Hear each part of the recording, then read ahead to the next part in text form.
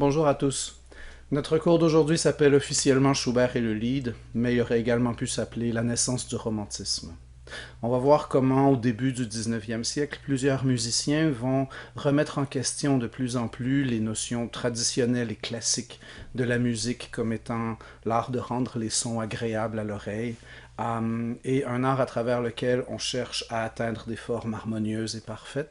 Et on va plutôt voir la musique comme une espèce d'aventure intérieure, presque comme une quête spirituelle, comme une façon d'exprimer des conflits, des tensions, des questionnements, et comme un reflet de l'âme humaine dans toute sa complexité, toute son exaltation, et peut-être aussi sans doute toutes ses imperfections.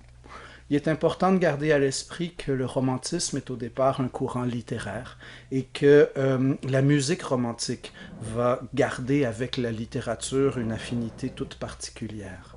Que ce soit en prenant des poèmes qu'on va mettre en musique, que ce soit même avec la musique instrumentale qui va chercher à dépeindre des choses, raconter des choses. La musique instrumentale va tendre à délaisser les formes abstraites, objectives du style classique pour tenter davantage de raconter des histoires, de dépeindre des atmosphères, des lieux, des choses. La musique devient plus narrative, plus descriptive, plus évocatrice d'images, de légendes, de contes, de concepts, de personnages. L'art romantique est beaucoup un art qui veut raconter des choses, comme à la Renaissance, la chanson polyphonique voulait raconter des choses et la musique était au service du texte, à travers les onomatopées, à travers les madrigalismes, à travers toutes sortes de procédés musicaux. On voulait rendre le sens du texte le plus concret, le plus vivant possible. Il y a un peu de ça dans la musique du 19e siècle, à travers d'une part le détail, la précision avec laquelle on va mettre des poèmes en musique, ou par ailleurs, même dans la musique instrumentale, le soin que l'on va mettre à vouloir recréer des images avec des sons. Le premier grand artiste dont on va dire qu'il est responsable de cette transition vers le romantisme, bien sûr, c'est Beethoven. On en a déjà parlé, mais Beethoven reste essentiellement ancré dans la conception classique de l'architecture musicale. Il va continuer d'écrire des sonates, des quatuors, des symphonies à 4 mouvements, 5 peut-être, mais avec un allegro de sonate, avec des thèmes et variations, avec cette conception classique de la musique comme obéissant à un modèle formel préexistant. Et la musique comme étant un art abstrait. La musique de Beethoven est très rarement descriptive, à l'exception éventuellement de la sixième symphonie, la pastorale.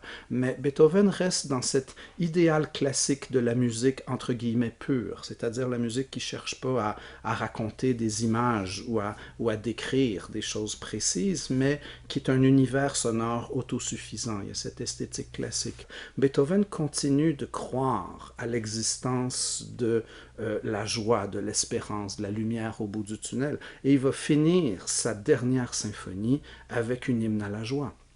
Donc il y a cette espèce d'éternelle foi en l'avenir, foi en la possibilité, en la réalisation d'un monde meilleur, d'un être humain meilleur. Il croit qu'à travers une bonne musique, il peut aider à l'épanouissement de l'humanité. Il y a un message profondément empreint d'espoir et d'optimisme chez Beethoven. On va voir que les romantiques, au contraire, sont souvent empreints d'une espèce de mal à l'âme et ont souvent de la difficulté à se rattacher à quelque chose en quoi ils puissent nourrir une forme d'espoir. Les romantiques vont beaucoup vivre le rêve brisé des idées républicaines, des idées de liberté, d'égalité, de fraternité de la Révolution française qui finalement va déboucher sur les guerres napoléoniennes. Il y a une espèce d'impression d'espoir déçu. Peut-être un peu, en forçant les choses, on pourrait faire presque le parallèle avec l'optimisme de la contre-culture, du flower power, des hippies des années 60, auquel va succéder le profond nihilisme du courant punk des années 70. Peut-être de la même façon, on pourrait dire que l'optimisme du siècle des Lumières au 18e a laissé la place à une forme de pessimisme romantique du 19e siècle. Toujours est-il que, généralement, les artistes romantiques sont convaincus de la nécessité de voir l'art, non pas comme un divertissement, mais comme une façon d'exprimer leur individualité, leurs préoccupations, leurs soucis, leurs valeurs propres, leurs émotions beaucoup. Et on peut en fait résumer l'esthétique romantique en trois grandes expressions de trois mots chacune, et qui sont les suivantes: la valorisation des extrêmes, l'assouplissement des formes et l'expression des sentiments.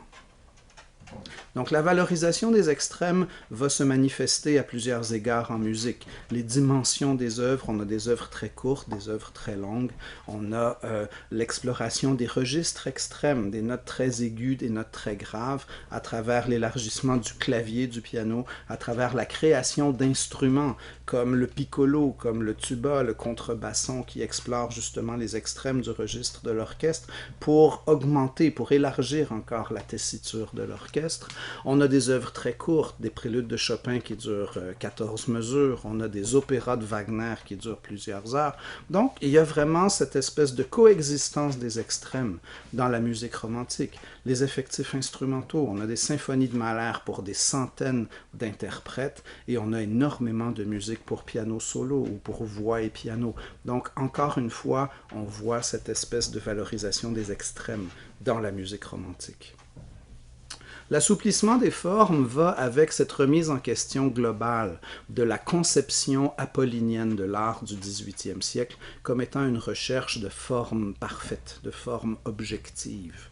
C'est sûr qu'en subjectivisant l'art, en le rendant plus personnel, plus proche de l'émotion et de l'intuition, il va naturellement avoir tendance à être moins rigoureux au niveau de son organisation formelle. À mesure que notre pendule quitte une sphère apollinienne pour se diriger vers quelque chose de plus dionysiaque, on quitte les lignes et les harmonies et les courbes parfaites héritées de la beauté classique grecque pour se diriger au contraire vers la tragédie grecque, vers le théâtre, vers le drame, vers les déchirements, vers les passions, vers la recherche d'une authenticité émotive qui elle-même est plus ou moins compatible avec la perfection formelle, et les alexandrins et les rimes et ainsi de suite. Donc on va un peu ruer dans les brancards des contraintes formelles imposées par le XVIIIe siècle au nom d'un art dont on va croire qu'il est plus libre. Ça, c'est pour l'assouplissement des formes. Évidemment, les deux grands systèmes normatifs qu'on trouve en musique depuis des siècles, c'est d'une part le système tonal et d'autre part les formes. Le système tonal nous aide à organiser les petites unités, les notes à l'intérieur de la mesure. On a un accord de La7, il va vouloir aller se résoudre sur un accord de Ré. Alors, on va organiser les progressions harmoniques selon les lois du système tonal pour créer des phrases. Ces phrases-là vont elles-mêmes s'articuler selon la logique dictée par la forme. Autrement dit, le système tonal nous donne des règles pour gérer les micro-unités et les formes viennent gérer les macro-unités à l'intérieur d'une œuvre musicale. Et ce sont ces deux systèmes normatifs-là que les romantiques vont chercher à élargir. On va élargir le cadre de la sonate classique, notamment en se dirigeant plutôt du côté de la musique à programme, de la musique descriptive. On ne va pas nécessairement avoir un thème à la tonique, un thème à la dominante et obéir aux règles formelles des œuvres classiques, allegro de sonate, forme lead pour un mouvement lent, rondo, etc., etc. On va plutôt s'inspirer d'un texte, d'un tableau, d'une légende, d'un conte, d'un élément extra-musical dont on va traduire le déroulement en musique et dont le déroulement propre va déterminer la suite et l'enchaînement des événements musicaux. Donc la musique, au lieu d'être basée sur une forme abstraite préexistante, qu'on va peut-être plus ou moins associer à un genre de recette de gâteau finalement. On veut que les œuvres se caractérisent, on veut que les œuvres s'individualisent, donc à la limite, on voudrait que chaque œuvre ait sa propre forme. C'est une idée assez romantique. Donc en cherchant à s'éloigner des formes classiques, on va élargir, on va rendre les formes romantiques plus souples et plus susceptibles de s'inspirer d'éléments extra-musicaux. Comment on va élargir le système tonal de différentes façons? Il faut d'abord réaliser que l'harmonie classique viennoise, elle est premièrement très triadique et deuxièmement très diatonique. On a bien sûr de temps en temps un petit peu de chromatisme, une petite dominante secondaire, surtout un 5 de 5 pour aller faire une cadence à la dominante, mais en général, le langage harmonique du style classique viennois est très clair, très précis, et on entend facilement dans la plupart des œuvres, surtout celles d'inspiration du style galant, on entend facilement les fonctions harmoniques. Voici la tonique, voici la sous-dominante, on a une cadence à la dominante, ça recommence, et la deuxième fois, oups, on a une cadence parfaite, ça fait ce qu'on appelle une période, une question-réponse, un tout homogène, puis ensuite on peut passer à autre chose.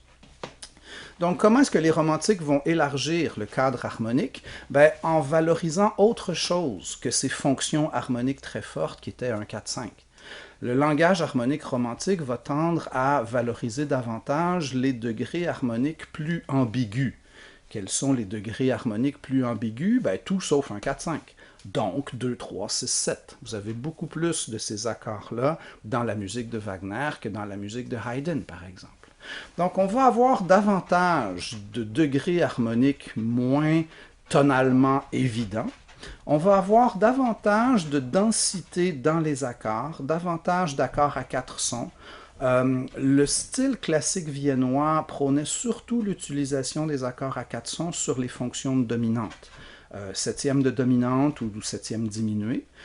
Les romantiques vont davantage rajouter des septièmes sur les accords non dominants, ce qu'on appelle en harmonie classique des septièmes d'espèce. Alors on peut facilement, par exemple, rajouter la septième sur un accord de deuxième degré ou de sixième degré, rendant ainsi le langage harmonique un peu plus dense, un peu plus tendu, un peu plus dissonant, un peu moins clair, peut-être. Et c'est la raison pour laquelle la musique romantique, la musique de Chopin ou Schumann ou ainsi de suite, va davantage sonner un peu comme des accords de jazz que la musique de Mozart ou Haydn, parce que justement la musique de Mozart et Haydn est tellement triadique, alors que l'harmonie jazz, on est toujours à 4, 5, 6 sons, l'harmonie romantique est davantage apparentée à l'harmonie jazz par sa propension à utiliser davantage des accords à 4 sons, des accords de septième d'espèce. Les romantiques vont également beaucoup prôner l'utilisation des notes non harmoniques. On va avoir une démultiplication d'appoggiatures, de notes de passage, de broderies et ainsi de suite. Donc, il y a beaucoup de notes non harmoniques et quand on les utilise, elles peuvent rester en place très longtemps avant d'aller se résoudre, ce qui crée une espèce de suspension, ce qui crée une instabilité, ce qui crée une ambiguïté tonale dont les compositeurs romantiques vont être friands. Je disais tout à l'heure que le langage harmonique classique est très diatonique, bien à l'inverse, le langage romantique va être beaucoup plus chromatique. Vous allez avoir énormément d'altérations accidentelles, vous allez avoir énormément de dièses, de bémols qui apparaissent en cours de route et qui sont explicables de toutes sortes de façons. Ou bien des emprunts à d'autres tonalités, des dominantes secondaires, ou bien du chromatisme dans la conduite des voix, des notes non harmoniques. Il y a toutes sortes de façons de justifier le chromatisme. Un qui est intéressant, c'est ce qu'on va appeler le mode mixte et qui constitue à mêler les degrés issus des modes majeurs et mineurs d'une même tonique. Par exemple, si je suis en Do, normalement, en Do majeur, mon sixième degré, c'est un accord de La mineur. Si je suis en Do mineur, mon sixième degré, c'est un accord de La bémol majeur. Mais on va pouvoir peu à peu combiner ces choses-là. Et même si je suis en Do majeur, utiliser par exemple un accord de La bémol, qui serait mon 6 en Do mineur, et faire La bémol, Sol 7, Do majeur, puis continuer en Do majeur. À ce moment-là, j'ai emprunté le sixième degré de ma tonalité de Do mineur, même si je suis resté en Do majeur en bout de ligne. L'exemple le plus commun de l'utilisation du mode mixte, c'est l'utilisation du 4 mineur quand on est en majeur. Si je suis en Do majeur, mon quatrième degré, c'est Fa La Do, c'est Fa majeur. Si je suis en Do mineur, le La est en bémol à l'armure, mon quatrième degré va être Fa mineur, Fa La bémol Do. Mais très souvent, on peut en Do majeur utiliser un 4 mineur. Vous avez ça dans les Beatles, dans un nombre incroyable de chansons des Beatles, le 4 mineur qui s'en va à 1 majeur. C'est une relation harmonique intéressante parce que si je joue Fa mineur suivi de Do majeur, je peux l'interpréter de deux façons. Je peux entendre mon Fa mineur comme un 4 mineur puis mon Do majeur comme un 1 dans le ton de Do majeur, ou alors je peux entendre le Fa mineur comme étant 1 en Fa mineur, puis à ce moment-là, mon accord de Do majeur devient 5. Alors c'est ce qui est intéressant de l'utilisation du quatrième degré mineur en majeur, c'est que ça crée cette ambiguïté. Qu'est-ce qui est sous-dominant, qu'est-ce qui est dominant, qu'est-ce qui est tonique, on ne le sait plus trop. Parce que normalement, dans le système tonal, l'utilisation subséquente des accords de Fa mineur et Do majeur veut dire que Fa mineur c'est 1 puis Do majeur c'est 5. Mais si je suis en Do majeur clairement et je viens utiliser une petite couleur d'un accord de Fa mineur, à ce moment-là, mon Fa mineur garde un rôle sous-dominant et on ne sait plus donc qui est 1, qui est 5 et ainsi de suite. On peut aussi, et c'est très très fréquent encore là même en musique populaire, utiliser le 4 mineur comme un accord de passage entre le 4 majeur puis le 1. Vous êtes en Do majeur, vous avez l'accord de Fa majeur, Fa la Do, et ensuite Fa la bémol Do, et ensuite on va à Mi sol Do. Et en ce moment-là, on entend notre Fa mineur juste comme une note chromatique de passage entre notre accord du quatrième degré puis notre accord de premier degré. On a une voix qui va faire La, qui va faire La bémol, puis qui va se résoudre sur Sol. Donc tout ça relève un peu du même phénomène. Je peux l'expliquer en disant c'est simplement du chromatisme dans la conduite des voix, ou je peux l'expliquer en disant j'ai eu un 4 majeur, puis un 4 mineur, puis un 1. Au fond, ça revient au même. Mais c'est pour indiquer justement que les romantiques vont avoir tendance à brouiller la ligne entre le majeur et le mineur et brouiller la ligne qui sépare les tons homonymes, ou si vous aimez mieux, les modes opposés. Les romantiques vont vouer pratiquement une espèce de culte à l'accord de septième diminué, pour différentes raisons. D'abord, l'accord de septième diminué, il est plus instable qu'un accord de septième de dominante, pour deux raisons. La première raison, c'est que dans un accord de septième diminué, vous avez deux tritons imbriqués un dans l'autre, alors que dans l'accord de septième de dominante, on a une quinte juste et un triton. Donc, avec deux tritons, l'accord de septième diminué est plus dissonant et plus instable. L'autre chose intéressante de l'accord de septième diminué, c'est que, par en harmonie, il appartient à quatre tonalités différentes, parce que si on renverse l'accord de septième diminué, par en harmonie, ça donne un nouvel accord de septième diminué. Donc, dans le tempérament égal, il n'y a pas de différence entre l'accord de Do septième diminué, Mi bémol septième diminué, Fa dièse septième diminué et La septième diminué. Étant donné que dans le système tonal, l'accord de septième diminué se trouve sur la sensible en mineur harmonique, Do septième diminué va se résoudre sur Ré bémol mineur. Mi bémol septième diminué, en fait, il faudrait l'appeler Ré dièse, va se résoudre sur Mi mineur. Fa dièse septième diminué va se résoudre en Sol mineur, puis La septième diminué va se résoudre en Si bémol mineur. Mais par en harmonie, chacun de ces quatre-là peut aller se résoudre sur n'importe lequel des quatre résolutions possibles. Donc, je pourrais avoir Fa dièse septième diminué et le résoudre en Ré bémol mineur, par exemple, comme si c'était un Do septième diminué. Ou je pourrais avoir Fa dièse septième diminué puis le résoudre en Mi mineur, comme si c'était un Ré dièse septième diminué, etc., etc. Donc, les romantiques vont beaucoup jouer sur ces accords de septième diminué qui sont un peu des espèces de carrefours modulants. À partir d'un accord de septième diminué, je peux aller dans quatre directions différentes. Et l'accord de septième diminué va devenir une espèce de cliché.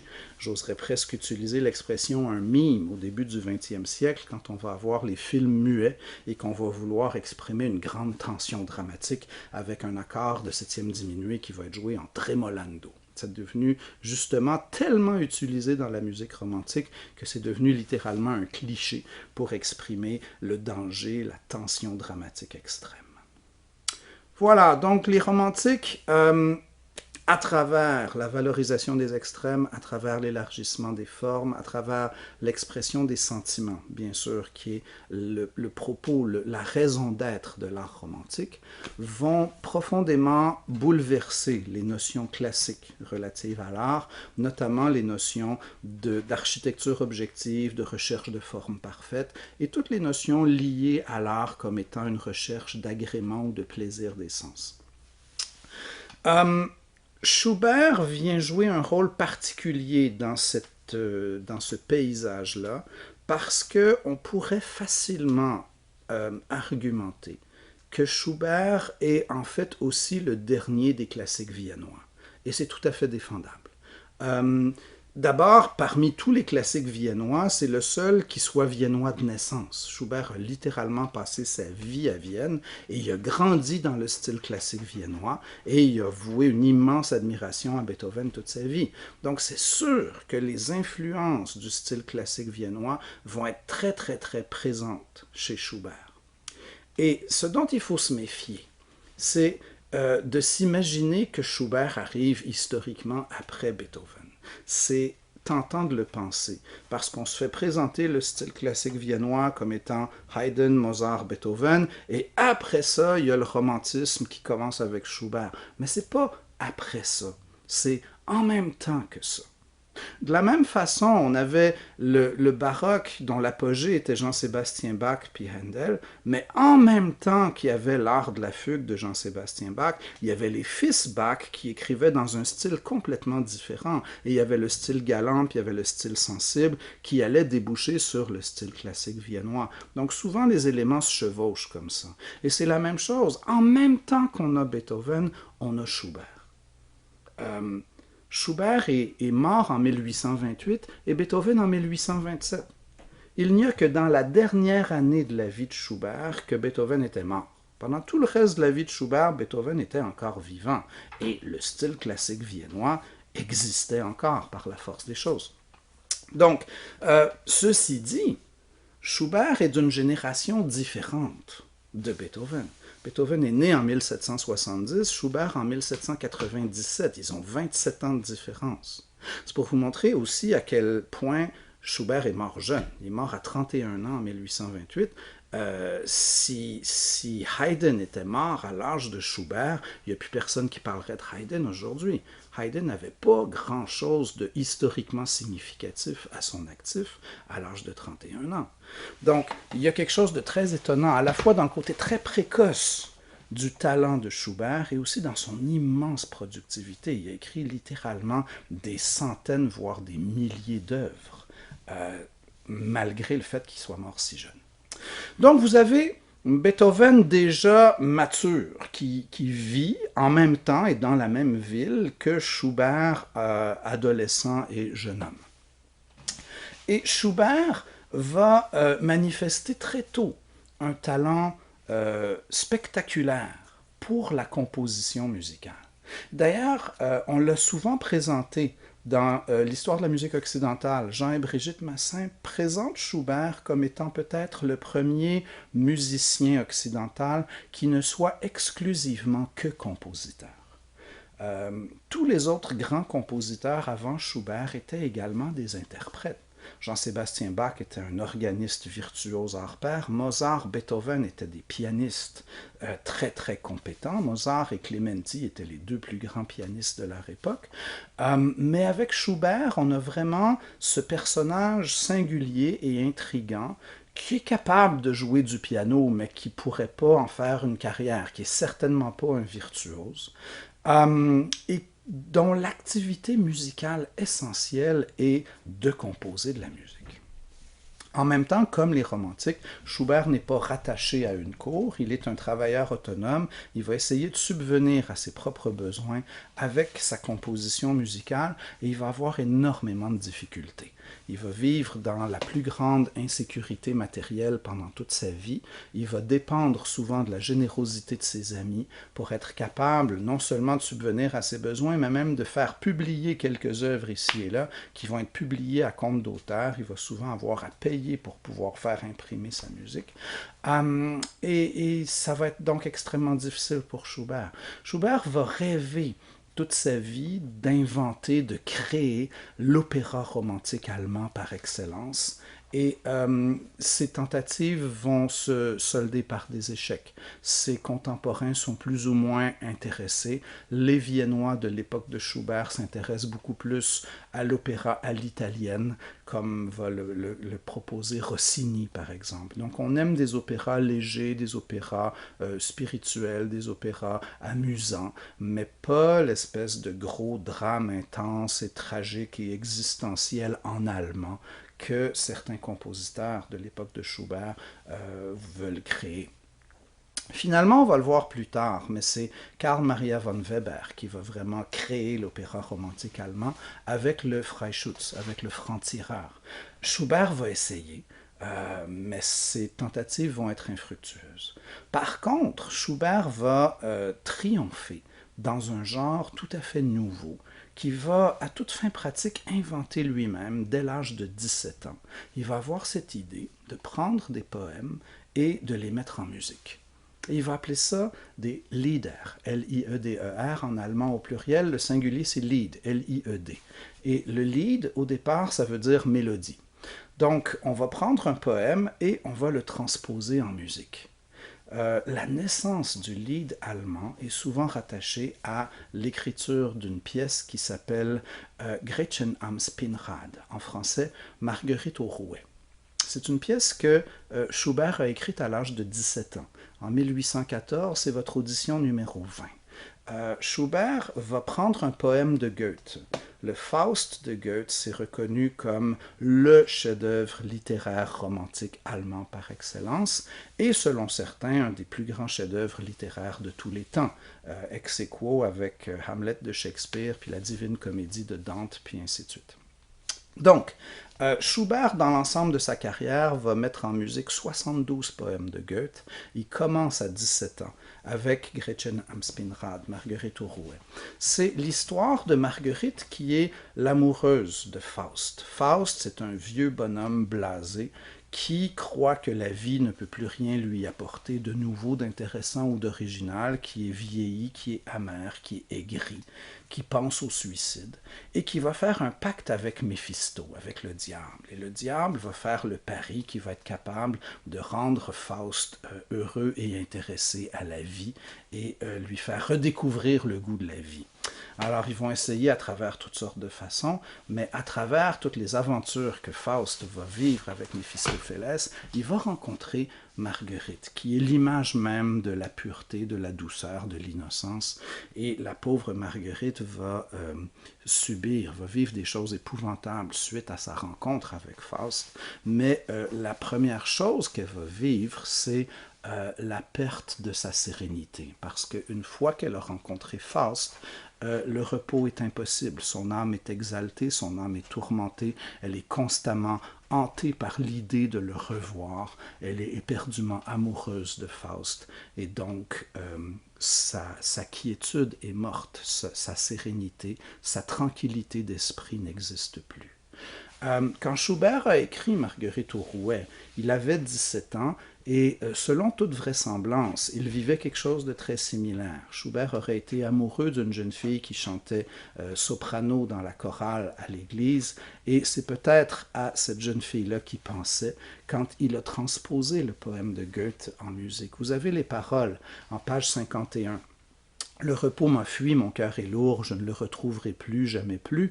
Et ce qu'il y a de vraiment extraordinaire, c'est la façon dont Schubert va mettre le poème en musique. Non seulement la musique exprime d'une façon troublante le trouble émotionnel, l'état d'anxiété amoureuse dans laquelle Marguerite se trouve, mais on trouve aussi transposé musicalement tous les éléments sonores de l'univers de Marguerite. D'abord, elle est au rouet. Qu'est-ce que c'est? C'est une espèce de machine qui servait à filer la laine.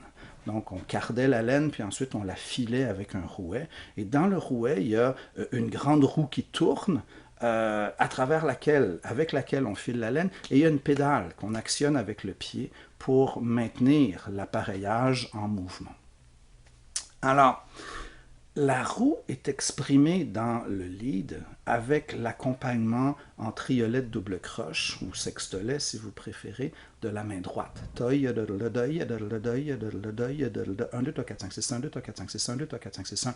C'est une immense roue qui tourne pendant tout le poème, sauf à un moment, alors que Marguerite vient d'évoquer le baiser de Faust, Sein Kuss, puis là ça casse. Elle vient de casser le fil de son rouet et on l'entend vouloir redémarrer l'appareil. Mais le troisième coup, elle redémarre le rouet, puis elle vient de réparer le fil brisé. Mais ce fil brisé en lui-même est très prophétique parce que le frère de Marguerite va mourir, elle va tomber enceinte de Faust, elle va perdre l'enfant. C'est une histoire tragique, tout le monde meurt. Mais le fil qui se casse est peut-être le symbole qui représente le plus l'histoire de Marguerite. Sa propre quiétude, sa propre vie tranquille se casse. Son frère meurt, son bébé meurt, tout devient tragique, tout devient sombre. Mais donc, vous avez cette roue qui tourne, qui est admirablement caractérisée par les triolettes double croche à la main droite. Vous avez en dessous de ça le cœur de Marguerite. Pom, pom, pom, pom, pom, pom, pom, pom, pom, pom. Vous entendez son cœur battre. Et de temps en temps, vous avez les basses qui font pa, bam, 5-1, dominante tonique, pa, bam, qui est comme le coup de pied qui actionne le ta, alors toute la machinerie qui tourne, le destin qui tourne, la vie qui s'écoule, le fil qui casse. Et Schubert a compris tout ça à 17 ans. C'est remarquable à quel point il y a une complexité, une richesse, une maturité, mais aussi une évidence. C'est une œuvre d'une très grande logique, c'est une œuvre très mélodique. Et il va se servir des 4 premières lignes, des 4 premiers vers du poème comme un refrain. Il va les répéter à différents moments. Le repos m'a fui, mon cœur est lourd, etc. Ce que Goethe n'avait pas fait dans le poème original. Donc il y a une espèce de logique musicale dans la répétition de certains éléments, pour paraphraser Adam Neely, repetition legitimizes. Donc en reprenant certains éléments, les 4 premiers vers, on le transforme en refrain, ce qui fait que le lead évoque un peu une forme couplet-refrain. Donc voilà, le lead va être une des 4 invention, un des 4 genres nouveaux prônés par les romantiques. Il y avait la miniature pour piano, dont on a déjà vu un exemple avec Beethoven. On peut estimer Beethoven comme le père de la miniature pour piano. Schubert est sans conteste le créateur du lied à l'âge de 17 ans. À part ça, vous allez avoir le poème symphonique, qui va être une invention de Franz Liszt autour des années 1850, qui est une espèce de symphonie en un mouvement à programme. Donc c'est un poème transposé en musique orchestrale, on va appeler ça un poème symphonique. Et vous allez avoir le drame musical, c'est-à-dire l'opéra revu et corrigé par Wagner, avec les leitmotivs, avec différents procédés spécifiques que Wagner va utiliser, donc pour transformer l'opéra. Et il va appeler ça le drame musical. Mais donc vous avez vos 4 genres romantiques par excellence, miniature pour piano, le lied, le poème symphonique et le drame musical. Premier inventé par Beethoven, deuxième par Schubert, troisième par Liszt et le quatrième par Wagner. Bien sûr, ce sont 4 figures parmi les plus emblématiques du romantisme musical lui-même. Alors voilà, dès 1814, Schubert crée un nouveau genre romantique reflétant l'union très très intime de la poésie et de la musique. La plupart des leaders pendant les 40 années suivantes vont être pour voix et piano. Éventuellement, à la fin du romantisme, on va voir des leaders pour voix et orchestre. Mahler va en écrire quelques-uns qui sont sublimes, mais en général, le lead, c'est un genre qui est intime, qui est de la musique de salon, qui est de la musique qu'on fait à la maison, plutôt qu'à la salle de concert. Et ça reflète justement ce caractère souvent très intimiste du romantisme. On avance de quelques années et on arrive en 1820.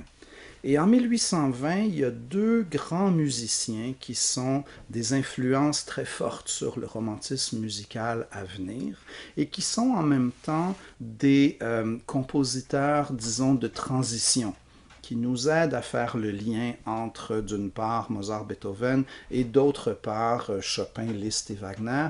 Les 2 compositeurs sont Paganini et John Field. Ce sont 2 compositeurs qui vont œuvrer dans la musique instrumentale, sur des instruments différents. Paganini est violoniste et Field est pianiste, et qui vont chacun développer un aspect particulier de la musique romantique et je dirais opposé et complémentaire. Je parlais de valorisation des extrêmes en lien avec le romantisme. Ben, un de ces extrêmes-là serait une virtuosité flamboyante et par ailleurs une espèce d'introspection méditative.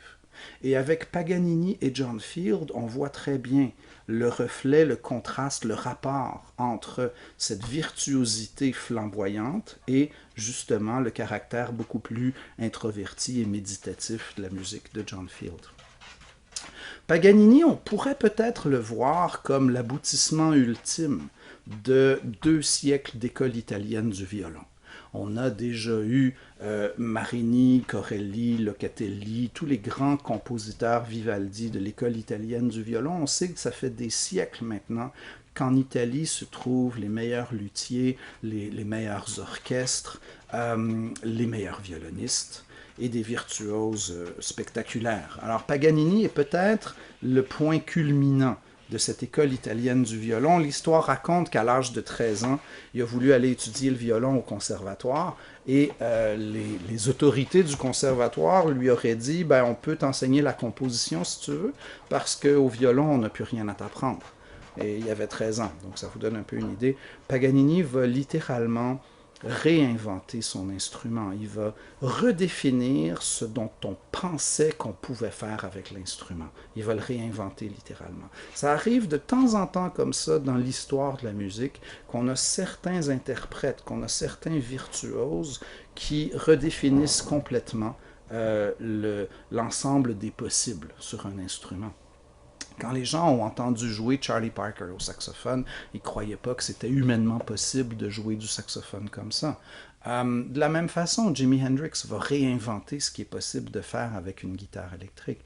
Donc Paganini, c'est un peu ça. C'est quelqu'un qui, à travers toutes sortes de nouvelles techniques, va réinventer le violon. Les doubles traits, des doubles cordes, une façon de mélanger les harmoniques et les sons réels, les fausses harmoniques, donc en pinçant la corde et en allant déposer pour un violoniste, c'est le 4e doigt, les pianistes, on appelle ça un 5e, mais donc en déposant l'auriculaire, n'est-ce pas, sur certains points névralgiques de la corde, en même temps qu'on la pince à une autre longueur, on peut aller créer des fausses harmoniques, donc des harmoniques qui ne sont pas produites à partir d'une corde ouverte, mais à partir d'une corde fermée. Mélange de pizzicato et de notes jouées à l'archet. Pizzicato, justement. Staccato volant. Le staccato volant, c'est une espèce de staccato qui rebondit extrêmement rapidement, à mi-chemin entre un marteau-piqueur et une balle de ping-pong, si vous voulez. D'ailleurs, le premier caprice de Paganini, votre audition numéro 21, donne un très bon exemple de ce staccato volant. Alors c'est ça, Paganini c'est l'archétype du virtuose romantique, celui dont on disait, on chuchotait à voix basse qu'il avait dû faire un pacte avec le diable pour être capable de jouer d'une façon aussi prodigieuse. Il y en a qui juraient que quand il jouait ses passages rapides, il y a un 6e doigt qui apparaissait à sa main gauche et ainsi de suite. Donc vous voyez le genre, c'est beaucoup plus romantique de dire « il a fait un pacte avec le diable » que juste de dire « il a pratiqué bien longtemps ». C'est pas très romantique, ça. Mais bon. Alors, Paganini, c'est ça. C'est l'aspect triomphal, c'est l'aspect héroïque du virtuose. Et le virtuose va devenir un personnage romantique important parce que le romantisme, c'est un peu le culte du héros. Le héros étant le personnage plus grand que nature qui triomphe de toutes les difficultés. Et on va avoir une grande soif de héros au 19e siècle. Ça commence par Napoléon Bonaparte, puis ça ne va jamais finir. On a encore aujourd'hui constamment soif de nouveaux héros. Et donc, le virtuose devient un peu une espèce de héros romantique. Paganini, c'est le premier véritable virtuose romantique. Et curieusement, sa descendance ne sera pas constituée de violonistes, mais plutôt de pianistes. Les pianistes vont écouter jouer Paganini, vont tomber en bas de leur chaise, vont ramasser leur mâchoire, vont aller pratiquer 8 heures par jour et vont réinventer la technique pianistique. Les héritiers de Paganini, c'est Chopin, c'est Liszt, c'est Schumann, ça va éventuellement être Rachmaninov, Scriabine, etc. Tous ces grands pianistes virtuoses romantiques sont en quelque part issus de cette révolution instrumentale à laquelle Paganini nous a conviés. Donc, l'œuvre clé de Paganini reste ses 24 caprices. C'est un peu comme des miniatures pour piano, mais au violon. Ce sont des courtes pièces de caractère. Et j'ai mis la première et la dernière de ces 24 pièces. Donc, le premier caprice pour illustrer justement le staccato, et le 24e parce que c'est un très célèbre thème sur lequel Paganini fait des variations. Donc, le caprice numéro 24, c'est un thème et variation, mais plusieurs compositeurs, dont Liszt et dont même Andrew Lloyd Webber, croyez-le ou non, vont écrire des variations sur le 24e caprice de Paganini. Donc, dans vos écoutes, numéro 21-22, ce sont les caprices 1 et 24 de Paganini, le virtuose violoniste romantique démoniaque par excellence. À l'autre extrême, vous avez John Field. John Field, qui est un très bon pianiste, c'était un des grands élèves de Clementi. Clementi qui était ex aequo avec Mozart, un des deux grands pianistes de, disons, le troisième tiers du XVIIIe siècle. Et donc, John Field était un des élèves de Clementi et il va inventer un nouveau type de pièce qu'il va appeler le nocturne. Et Field va être un des premiers à vraiment pressentir les nouvelles possibilités expressives du piano, en lien notamment avec l'utilisation de la pédale de résonance. Parce que le piano va être un instrument vraiment différent du clavecin, mais les derniers compositeurs classiques n'avaient pas réalisé pleinement la nouveauté que le piano pouvait offrir. Et il jouait le piano un peu avec la même technique des doigts, qui était celle avec laquelle on enseignait le clavecin. Donc, il n'y avait pas vraiment de différence dans la technique instrumentale à l'époque de la fin du style classique. Jusqu'à ce que Field, et par la suite surtout Chopin et Liszt, viennent réinventer la technique pianistique, justement réalisant les nouvelles possibilités sonores de l'instrument qui était le piano et la différence fondamentale qu'il y a entre un piano et un clavecin. Mais Field va être parmi les premiers à incorporer les possibilités sonores, notamment offertes par la pédale de résonance, en faisant par exemple des accompagnements arpégés sur des beaucoup plus grandes distances, en pouvant tenir les notes de ces grands arpèges, un peu comme des arpèges de harpe, si vous voulez, en tenant les notes avec la pédale de résonance. Sans la pédale, ce serait pas beau, parce qu'il faudrait faire des silences. Les notes des arpèges seraient détachées. Mais avec la pédale, on est capable de rejoindre ces sons-là et créer une espèce de brume harmonique avec la main gauche, par-dessus laquelle on peut créer une mélodie chantante à la main droite. Et c'est l'essence même du nocturne. C'est une pièce intime, c'est une pièce douce, c'est une pièce qui ressemble un peu à un murmure ou à une confession, et qui est basée sur un motif d'accompagnement arpégé, par-dessus lequel on va jouer une main droite qui est souvent mélodique. Alors, ces grands arpèges dans la pédale vont déjà donner une couleur harmonique très différente. Dans le style classique, quand on faisait un accompagnement arpégé, c'était une basse d'Alberti, c'était des notes qui étaient proches, doudi, doudi, doudi, doudi, doudi. Avec les accompagnements romantiques, etc., on peut faire des mouvements plus larges et accumuler les notes les unes dans les autres grâce à cette pédale de résonance. Donc, John Field va créer ce nouveau genre qu'est le nocturne, et comme c'est souvent le cas dans l'histoire de la musique, un compositeur relativement obscur va inventer quelque chose, et des compositeurs plus illustres vont reprendre cette idée-là et la pousser à un stade de développement plus avancé.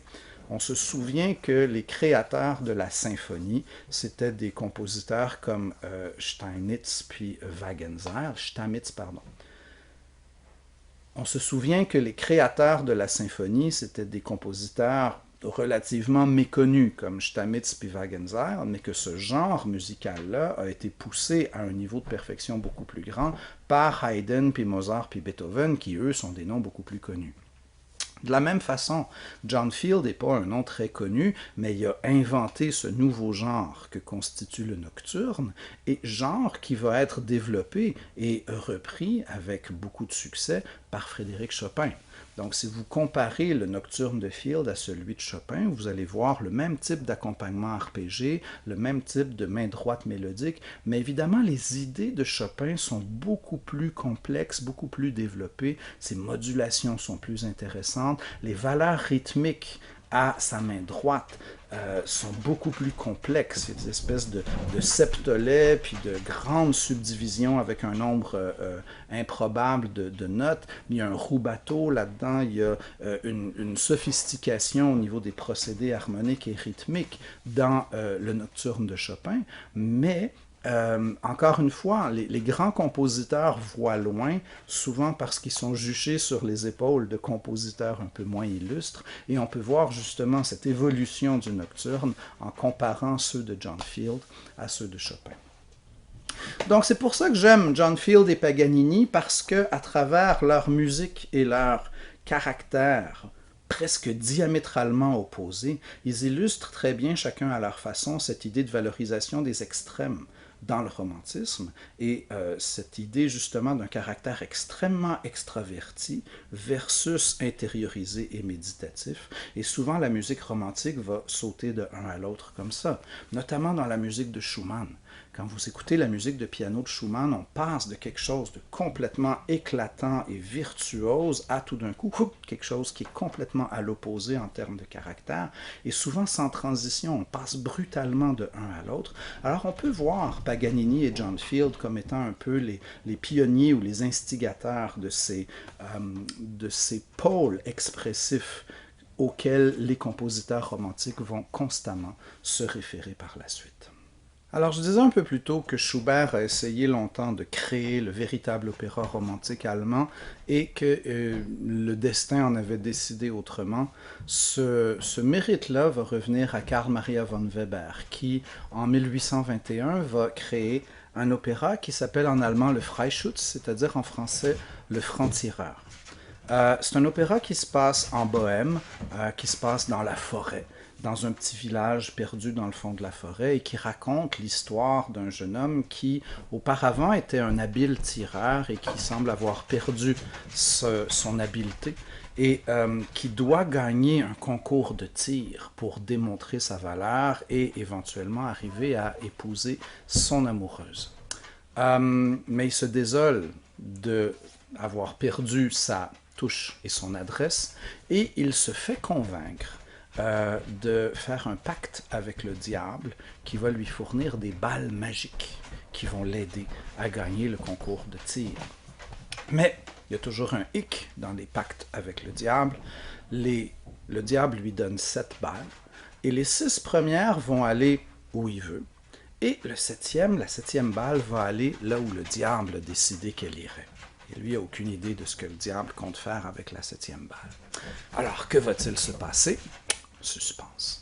Mais toujours est-il qu'il y a d'abord dans le thème de la nature, souvent exprimé avec les instruments à vent, parce qu'évidemment les bois sont faits en bois, et les corps sont les instruments de la chasse et donc de la forêt.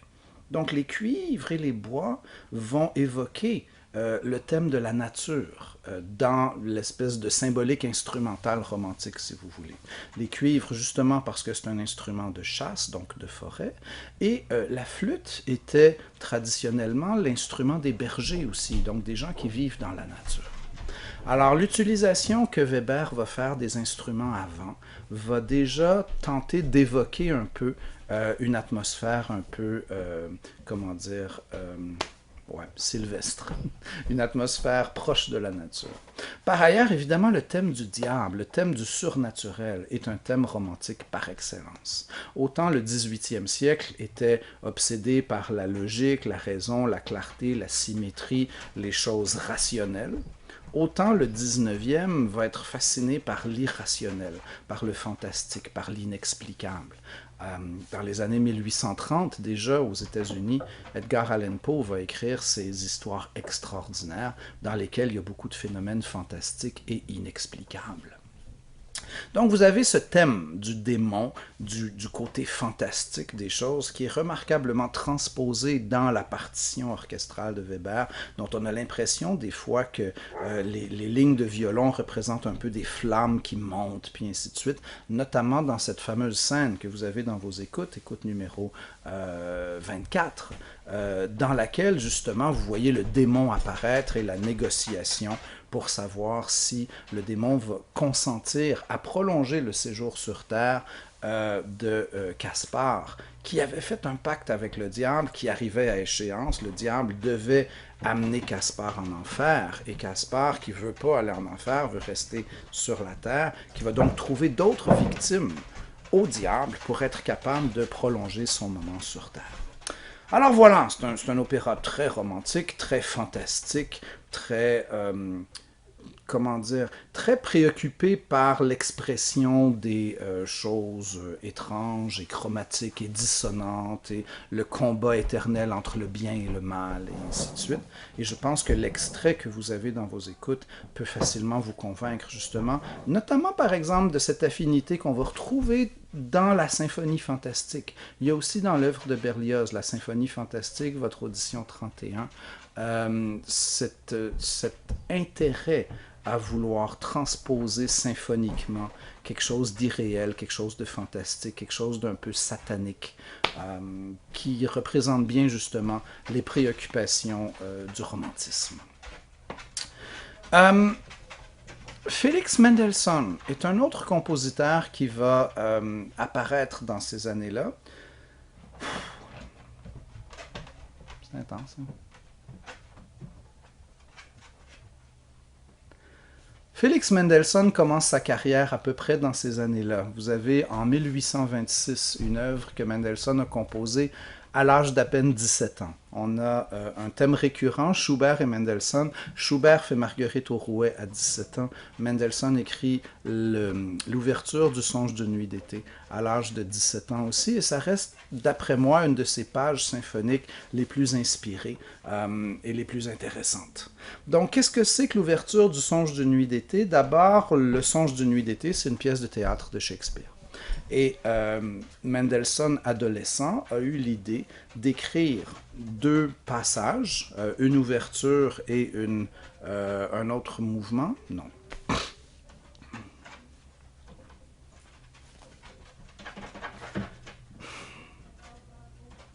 D'abord, qu'est-ce que c'est que Le Songe d'une nuit d'été? C'est une pièce de Shakespeare. Et à l'adolescence, Mendelssohn a eu l'idée d'écrire une ouverture pour une représentation théâtrale du Songe de nuit d'été de Shakespeare. Par la suite, plusieurs années plus tard, il va écrire plein d'autres mouvements et ça va faire une suite qui va être le Songe de nuit d'été. Et c'est dans les mouvements subséquents qu'il va écrire plus tard que cette fameuse marche nuptiale qu'on joue à presque tous les mariages encore aujourd'hui, qui fait ti da da di da di da dam ba da dam pam pam. Bon, ça c'est la marche nuptiale du Songe de nuit d'été de Mendelssohn. La marche nuptiale n'est pas dans l'ouverture, mais l'ouverture est une page extrêmement intéressante. Vous avez dès le départ 5 accords qui évoquent à la fois la forêt, puis la magie, puis un caractère un peu irréel. Ces 5 accords-là, joués par les bois, par les instruments à vent, reviennent à différents moments dans la pièce, notamment entre le développement puis la réexposition, et à la toute fin. Mais vous allez retrouver différents thèmes là-dedans. C'est extrêmement vif. Vous avez une espèce d'énergie, une espèce de côté très enjoué, très vivant, très rythmé.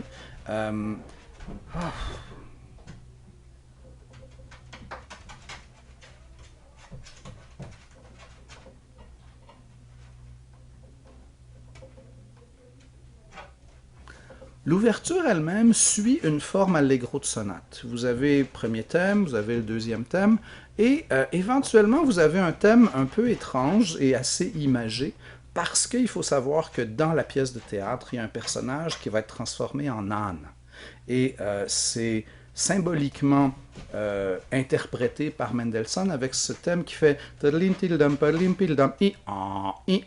alors ce saut 10 joints descendant évidemment représente l'âne. Mais il y a plein de trouvailles comme ça, il y a plein de jeux entre les sections, entre les thèmes, entre les instruments qui font en sorte que c'est un allegro de sonate, mais en même temps c'est une pièce symphonique autonome qui est tout à fait inspirée par la pièce de théâtre de Shakespeare et dont l'écoute nous met dans des prédispositions, si on veut, tout à fait favorables au début de la pièce de théâtre elle-même. Il y a un côté magique, il y a un côté fantastique, il y a un côté joyeux, il y a un côté drôle, un côté un peu intriguant et mystérieux aussi, qui illustre bien, d'abord évidemment, ces éternelles affinités des romantiques avec la littérature, ici le théâtre, ici Shakespeare, mais aussi peut-être le fait que Mendelssohn soit vraisemblablement parmi les plus classiques des musiciens romantiques, parce qu'il fait un allegro de sonate, parce que sa musique obéit à des règles de construction de phrases, à une périodicité, à une régularité, à des principes de développement motivique, qui sont vraiment tout à fait en continuité avec Haydn et Beethoven. Et d'ailleurs, Mendelssohn n'est pas un romantique révolutionnaire. Il est un romantique en continuité avec ses prédécesseurs. Et on va voir au 19e siècle qu'il y a comme souvent deux tendances qui vont s'opposer. Des compositeurs plus ancrés dans la tradition et d'autres qui, au contraire, ont tendance à faire table rase du passé et veulent réinventer quelque chose. Appelons-les les traditionalistes versus les avant-gardistes dans cette opposition-là qui va notamment, entre autres, faire figurer Brahms et Wagner, mais Mendelssohn est plutôt du côté de ceux qui s'inspirent de la tradition et qui vont continuer à prôner la forme allegro de sonate et ils vont écrire des symphonies et des sonates et des œuvres dont l'architecture de base ne va pas dévier significativement des formes classiques et dont la composition des thèmes même, selon des principes de développement motivique, est remarquablement classique aussi. Mendelssohn a eu une brillante carrière de chef d'orchestre. Il va être parmi les gens qui vont remettre la musique de Bach à l'intérêt du jour dans les années 1820 pour célébrer le centenaire de la composition de la Passion selon Saint Jean et de selon Saint Matthieu. Mendelssohn va diriger ces œuvres de Bach et contribuer ainsi à leur redécouverte par ses contemporains. La musique de Bach avait été un peu occultée après sa mort. On se souvient pourquoi. Parce que la musique de Bach était dense, était solennelle, était austère, était très polyphonique, avec beaucoup de chromatisme et de contrepoints imitatifs, et de choses qui n'étaient pas du tout dans l'esprit galant, dans l'esprit rococo, dans l'esprit de recherche d'agrément et d'évidence et de clarté et de lisibilité de la deuxième moitié du XVIIIe siècle. Donc les classiques avaient un peu occulté la musique de Bach. On la voyait comme une musique didactique. Les étudiants apprenaient des préludes et fugues de Bach, un peu comme on apprend aujourd'hui des études de Czerny. C'était des pièces destinées à développer le jeu instrumental, mais qu'on ne présentait pas en concert. À partir des années 1820, il se produit un phénomène intéressant dans la salle de concert parce que jusqu'à Mendelssohn, on ne jouait à peu près que de la musique contemporaine dans les concerts de musique, entre guillemets, classique. C'était rarissime qu'on allait jouer les pièces d'un compositeur qui était déjà décédé. On ne jouait que des œuvres récentes. On allait au concert pour entendre la dernière symphonie de Monsieur Untel, le dernier opéra de Monsieur Machin, puis ainsi de suite. Donc, jusque dans les années 1820, les concerts reflétaient les créations musicales récentes, reflétaient la création musicale du temps. Et à partir de 1820, quand on commence tranquillement à réintégrer la musique de Bach dans les programmes des concerts, on se rend compte qu'il y a une espèce de tendance qui va s'alourdir de plus en plus, au point où, évidemment, dans les concerts symphoniques aujourd'hui, la création d'une pièce contemporaine est vraiment exceptionnelle. Et dans l'ensemble,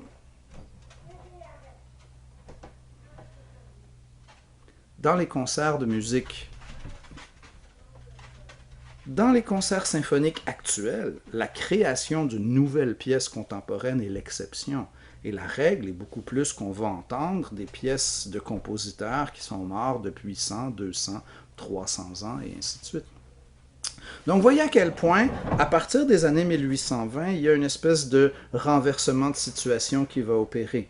Et la musique concertante va passer peu à peu d'un laboratoire de création récente à, au fond, une espèce de musée. On va au concert symphonique aujourd'hui, un peu comme on va au musée, pour abreuver notre âme de la sagesse des œuvres du passé. Mais ce n'est pas le lieu le plus bouillonnant de la création artistique la plus récente. Okay? Donc, ce moment en vertu duquel la musique symphonique, le concert symphonique devient un peu une façon de se remémorer les œuvres du passé, on peut rattacher ça à Mendelssohn et sa redécouverte de la musique de Bach. Pourquoi les romantiques vont aimer Bach? Pour les mêmes raisons que les classiques ne l'aimaient pas. Parce que c'est très dense, parce que c'est très polyphonique, parce que c'est plein de septièmes d'espèces, de chromatisme, de polyphonie, de contrepoint, d'ambiguïté tonale, etc. Et donc, ça va beaucoup inspirer les romantiques. C'est toujours le cycle, c'est toujours le pendule. Apollon Dionysos et une musique plus formellement parfaite versus plus intensément dramatique ou chromatique. Et donc, chaque nouveau balancement du pendule va faire redécouvrir aux gens les mouvements précédents. Quand on passe du classicisme des Lumières, quand on passe de l'esprit du rationalisme des Lumières au romantisme du 19e, ben, les gens du 19e vont redécouvrir l'art baroque, comme ils vont redécouvrir l'art gothique aussi. Au 18e siècle, on n'aimait pas l'art gothique. On parlait au 18e de raser la cathédrale Notre-Dame à Paris, parce qu'on trouvait ça hideux avec les gargouilles, puis les créatures grimaçantes, puis cette surenchère d'éléments décoratifs, puis ainsi de suite. Dans le goût du 18e siècle, la cathédrale Notre-Dame était laide, était grimaçante, était quelque chose qui défigurait le centre historique de Paris.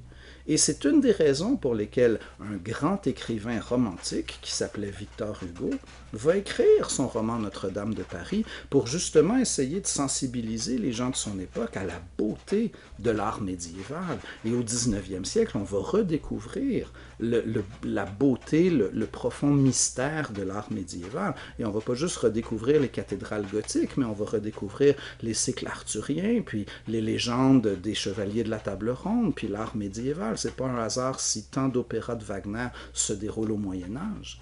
Il va y avoir une filiation directe, d'une part entre le romantisme et le baroque, mais aussi entre le romantisme et le Moyen-Âge, parce que justement, ce sont des époques où on s'intéresse au mystère, où on s'intéresse aux choses inexplicables, aux choses un peu mystiques et spirituelles, etc., où on tente d'échapper à l'empreinte, à l'emprise de la logique. Et aussi, le romantisme est caractérisé par ce goût d'évasion, cette recherche de quelque chose d'exotique, d'étranger, de mystérieux, de différent. Et le Moyen-Âge représente justement une espèce de contrée lointaine chronologiquement. On remonte dans le temps pour retrouver une époque révolue qui est notre origine lointaine, donc à laquelle on peut s'identifier d'une certaine façon, mais qui est en même temps tellement différente du monde dans lequel on vit. Donc, grande fascination des romantiques pour le baroque, mais aussi et surtout peut-être pour le Moyen-Âge, deux périodes qui avaient été un peu snobées ou un peu boudées par notre cher rationalisme des Lumières.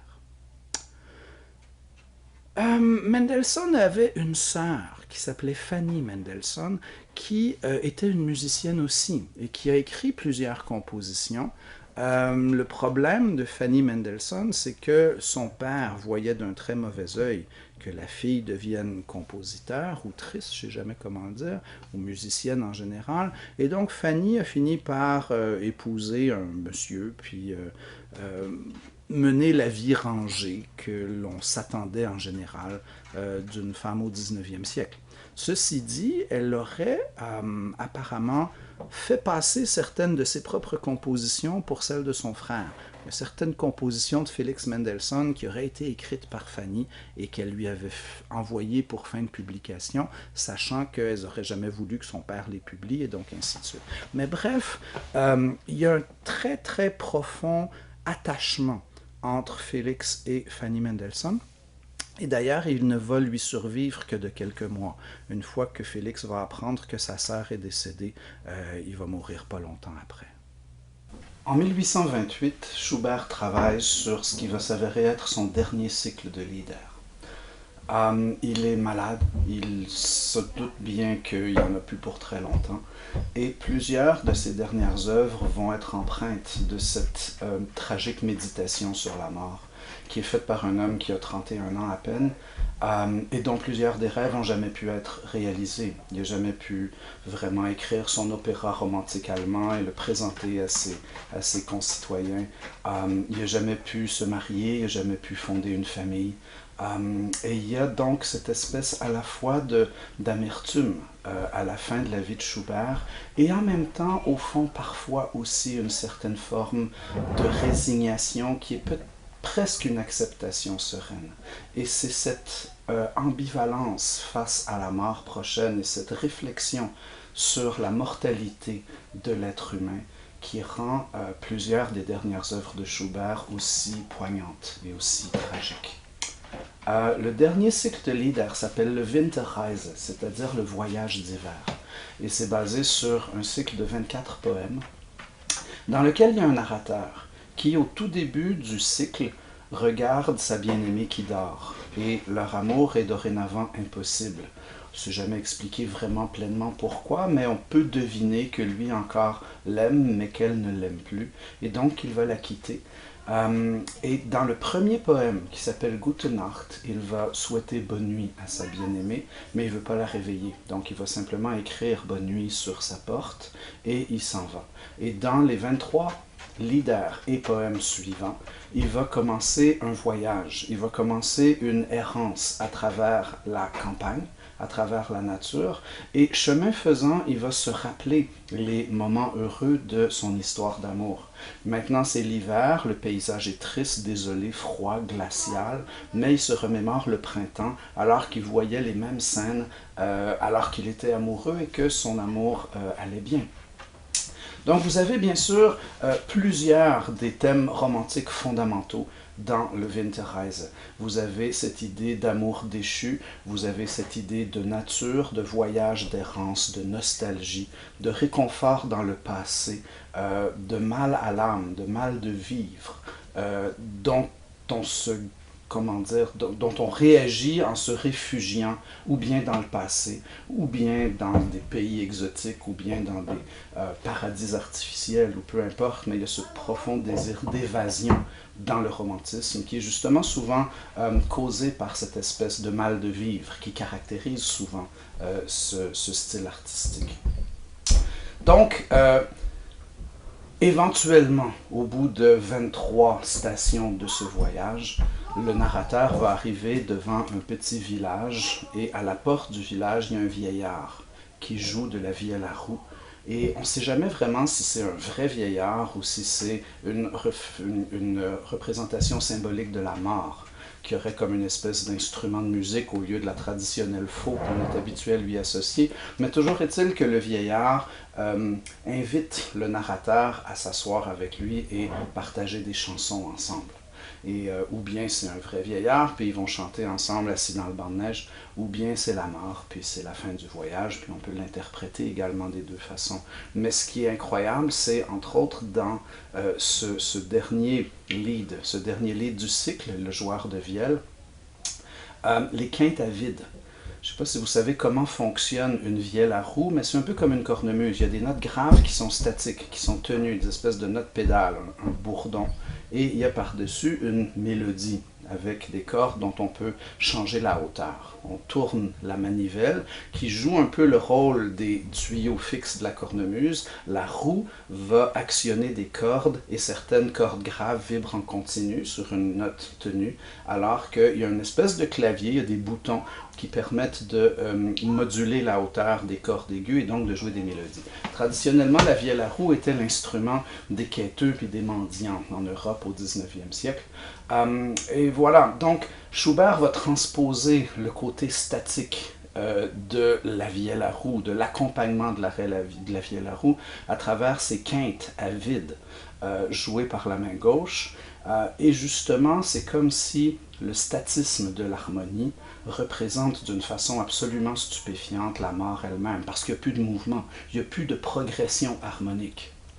Et on voit presque métaphysiquement comment les compositeurs romantiques associent l'harmonie à la vie elle-même. Tant qu'il y a des accords qui bougent, il y a du mouvement, il y a de la vie, il y a de l'espoir. Or, on arrive à la fin du voyage d'hiver, à la fin du Winterreise, et qu'est-ce qu'on trouve? C'est un vieillard avec une vielle à roue et des quintes à vide qui ne bougent plus. Et c'est une représentation stupéfiante de l'immobilité et de la désolation et de la mort.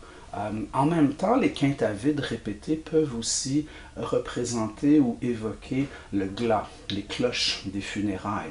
Donc, il y a encore une fois cette espèce de côté suspendu, de côté immobile, de côté d'absence de mouvement, qui est représenté d'une façon vraiment très, très vivante. C'est un peu bizarre comme choix de terme, mais de façon très caractéristique et très touchante, je trouve, dans ce dernier livre. Donc, je vous ai mis l'alpha et l'oméga, le début et la fin. Gute Nacht, qui est le moment au début du voyage où le narrateur dit bonne nuit à sa bien-aimée, et le joueur de vielle, l'arrivée à la fin du cycle devant ce village un peu désert où il y a le vieux personnage qui est peut-être et sans doute la mort et qui lui joue la vielle à roue. Je voudrais revenir un peu sur Gute Nacht parce que c'est un lied tout à fait extraordinaire à plusieurs égards. C'est d'abord ce qu'on appelle un lied strophique, c'est-à-dire que chaque strophe du poème reçoit la même musique. Donc, c'est une des façons d'envisager le lead. Il y a certains leaders qui sont plutôt de forme couplet-refrain, un peu comme des chansons populaires. Il y en a d'autres qui vont utiliser ce qu'Ulrich Michaels appelle la forme lead, c'est-à-dire ABA. D'autres sont simplement de forme libre, c'est-à-dire sans répétition.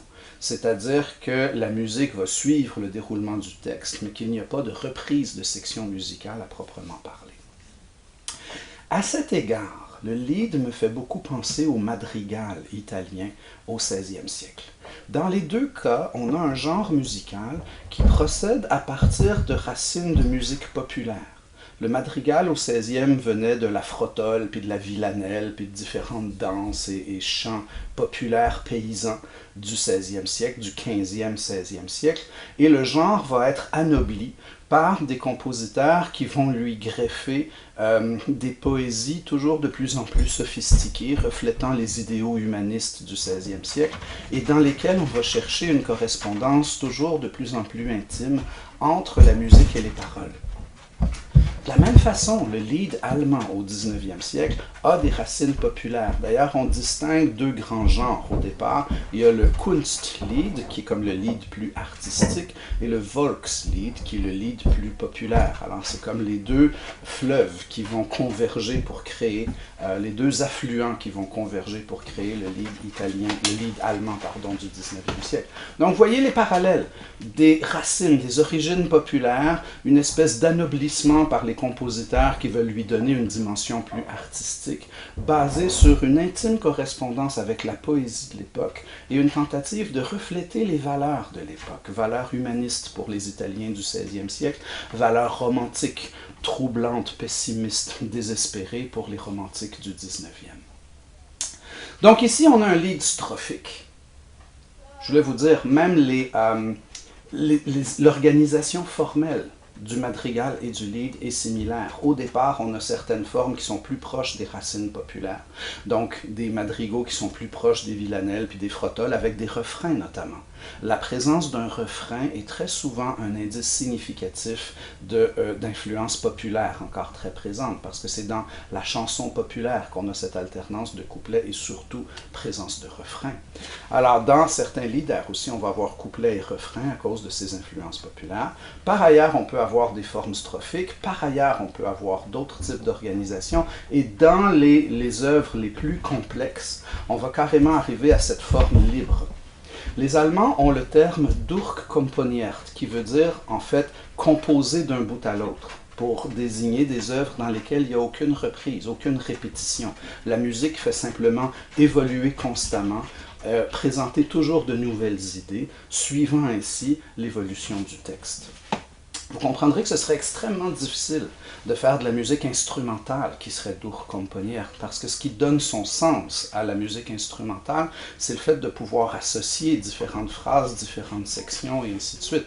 Pour paraphraser le fameux mot d'Adam Neely, « repetition legitimizes ». Donc, en musique instrumentale, c'est le fait de reprendre, de développer certaines idées, de pouvoir associer certains passages basés sur des motifs similaires qui nous donnent un sens de logique et de structure. Donc, pour être capable de faire une œuvre qui soit composée sans reprise, sans répétition, dans l'immense majorité des cas, il va s'agir d'œuvres basées sur des textes, basées sur des poèmes, et qui ne sont finalement qu'une espèce de mise en musique d'une histoire. Et c'est l'histoire elle-même qui va donner la structure narrative et qui va donner la structure formelle de l'œuvre elle-même. Alors, on revient à Gute Nacht. C'est de forme strophique. Donc, chaque strophe du poème reçoit la même musique. Et chaque strophe a en gros une espèce de mini-forme ABA.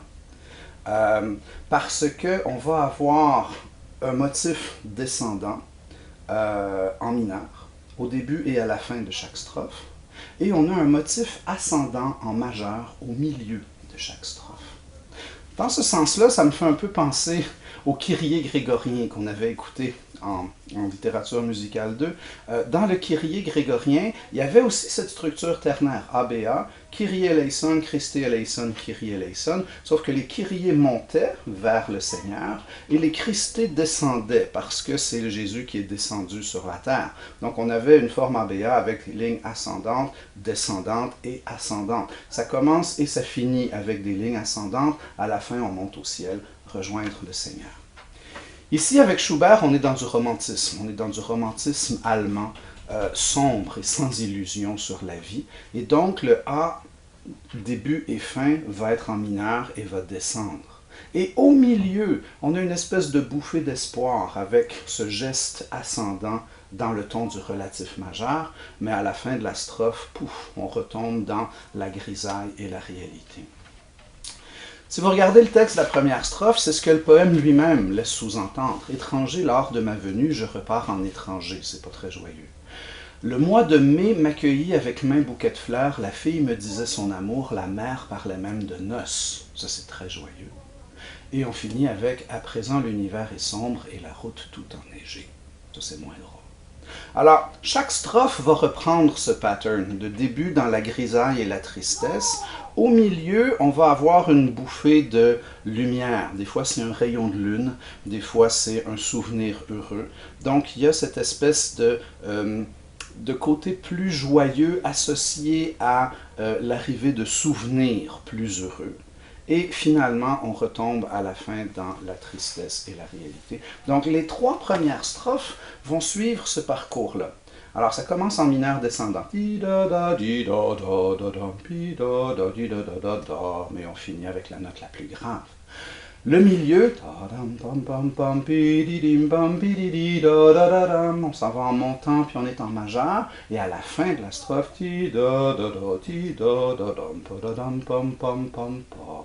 on redescend en mineur, puis on est triste. La strophe qui est un peu différente, c'est la quatrième. Je ne veux te troubler dans ton sommeil, ton repos en souffrirait, que mon pas se fasse inaudible, tout doucement refermons la porte. On comprend au début de la quatrième strophe qu'il est en train de regarder sa bien-aimée qui dort, et il ne veut pas troubler son sommeil. Donc, il va chanter tout doucement. Les dynamiques, c'est pianissimo, et il ne peut pas être triste en la regardant parce qu'elle est trop belle. Donc, on est en majeur, mais pas au relatif majeur, au ton homonyme. On est au ton homonyme, dans la tonique majeure, ce qui donne un aspect tout à fait radieux. Quand on passe de la troisième à la quatrième strophe, notre accord de dominante, au lieu de résoudre sur un mineur, notre accord de dominante résout sur un majeur. Je ne veux te troubler dans ton sommeil, ton repos en souffrirait. Waouh, elle est belle, il la regarde. Okay. Et pendant toute la strophe, on a ce côté majeur. Et on pense que peut-être, on espère, ça va finir en majeur, mais non, ça finit en mineur à la fin, bien sûr. Mais donc, cet aspect de modulation au mode opposé, c'est pas nouveau. On a vu ça partout dans le style viennois. Wagenseil faisait ça, Haydn faisait ça, modulé sur la tonique du mode opposé. Le passage du majeur au mineur sur même tonique. Mais je crois que ça n'a jamais eu autant d'impact que dans la musique de Schubert. Schubert reprend des procédés d'écriture qui existaient dans les générations précédentes, mais il leur donne une urgence et une signification et une puissance absolument romantique. Et c'est ce qui caractérise la musique de Schubert. On a vraiment à la fois l'espèce de pathos romantique, l'espèce de mal de vivre existentiel, de tristesse profonde du romantisme, et on a en même temps cette espèce d'incroyable économie des moyens du style classique viennois. Il a tellement d'impact avec tellement peu de notes. Et ça lui vient du style classique viennois.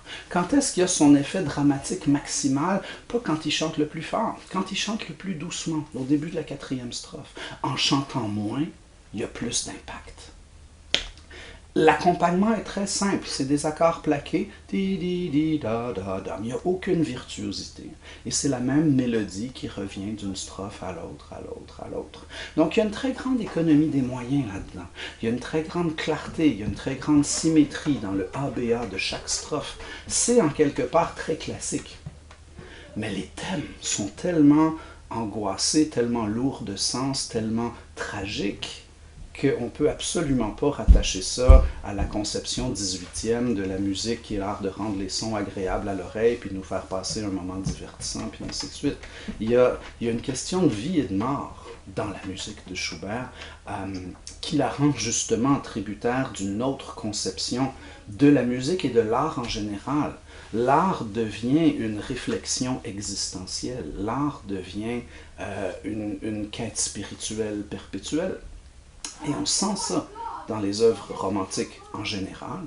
Mais chez Schubert, on a encore cet incroyable sens de l'architecture et de l'efficacité du style classique viennois, ce qui donne à ses œuvres encore plus de portée. C'est d'autant plus évident si vous écoutez son quintet en do majeur, une de ses dernières œuvres, reconnue comme étant sublime, tragique, tout ce que vous voulez. Le mouvement lent de ce quintet est, je crois, un des plus beaux mouvements de l'histoire de la musique de chambre. Le quintet à cordes n'est pas une invention de Schubert. Il y en avait déjà quelques-uns avant le sien. Mais généralement, quand un compositeur écrivait un quintet à cordes, il allait mettre 2 violons, 2 altos, un violoncelle. Schubert prône une stratégie plus rare ici avec 2 violons, 1 alto et 2 violoncelles. Comme si les 2 violoncelles dans le grave allaient contrebalancer les 2 violons dans l'aigu. Et ça lui permet différentes choses, notamment d'utiliser un violoncelle en pizzicati et l'autre à l'archet. Et donc, on a cette espèce de complémentarité dans le fait d'avoir 2 instruments dans les basses qui peuvent faire 2 choses complètement différentes. Mais je vous ai déjà dit en lien avec Mozart à quel point c'est un compositeur lyrique, mélodique, qui est extraordinairement doué pour faire chanter les instruments. Mozart a un peu comme transmis cet art-là à Schubert. Vous écoutez l'adagio du quintet en do majeur et les instruments chantent, les instruments... on a vraiment l'impression, c'est rare que je veux entrer dans des espèces de métaphores pathétiques comme ça, mais... on a vraiment l'impression d'ouvrir une fenêtre sur l'âme de Schubert avec ce mouvement-là, et c'est la raison pour laquelle il est si tragique et si bouleversant. Alors voilà, on a tendance souvent à ranger Beethoven avec les classiques, puis Schubert avec les romantiques, comme s'ils appartenaient à 2 univers différents. En fait, Beethoven et Schubert participent du même univers, qui est celui de cette zone de transition entre le style classique viennois et le romantisme, avec dans chacun des cas un pied fermement ancré dans chacune des traditions musicales, dans chacune des approches musicales. Ceci dit, Beethoven reste un esprit du 18e dans la mesure où il y a toujours cette foi en un dénouement heureux, il y a toujours cette confiance que les choses vont s'arranger en bout de ligne, en dépit de tout ce qu'il va vivre de tragique, en dépit de son handicap, de sa surdité, des problèmes financiers, de l'aristocratie qui est plus capable de lui verser les rentes avec lesquelles il peut survivre. Beethoven demeure un indécrottable optimiste. Alors qu'on n'a pas cette impression-là chez Schubert. Ce qui fait que même si au niveau des genres, les deux vont écrire des symphonies, des sonates de piano, de la musique de chambre, évidemment Schubert va écrire immensément plus de musique vocale que Beethoven. Mais au niveau des genres, surtout au niveau de la musique instrumentale, au niveau des formes, un premier mouvement qui est très souvent un allegro de sonate, un deuxième mouvement qui est de forme lied, un troisième mouvement qui peut être un scherzo, un quatrième mouvement qui va souvent être un rondo. Donc au niveau de la forme classique, c'est très très similaire. Au niveau de cette capacité de développer de façon motivique, on retrouve ça chez Beethoven et chez Schubert. Quoique Schubert étant un compositeur lyrique, un compositeur mélodique, Schubert a davantage tendance ou bien à répéter une phrase textuellement, ou bien à faire quelque chose de complètement différent. Alors que Beethoven étant un compositeur motivique, il va répéter la phrase, mais en permutant les motifs, en transposant les motifs, en développant les motifs, en leur ajoutant des extensions, et ainsi de suite. Donc, les stratégies de développement ne sont pas les mêmes. Schubert a plus tendance à répéter, parce qu'une fois qu'il a sa grande phrase lyrique, il voit mal comment il peut couper dedans. Donc, Schubert a plus tendance à répéter, et Beethoven a plus tendance à développer. Mais pour l'essentiel, ce sont deux compositeurs qui sont vraiment le trait d'union entre le style classique et le romantisme, et qui, au niveau des procédés d'écriture, des formes et des genres, sont extrêmement similaires. Mais comme je vous dis, je considère que l'optimisme de Beethoven le range plutôt chez les classiques, chez cette espèce d'esprit 18e siècle, siècle des Lumières, croyance en la possibilité de transformer la société, de transformer l'être humain, alors que Schubert semble souffrir de ce négativisme romantique qui ne croit plus que l'espoir soit encore permis ou de mise.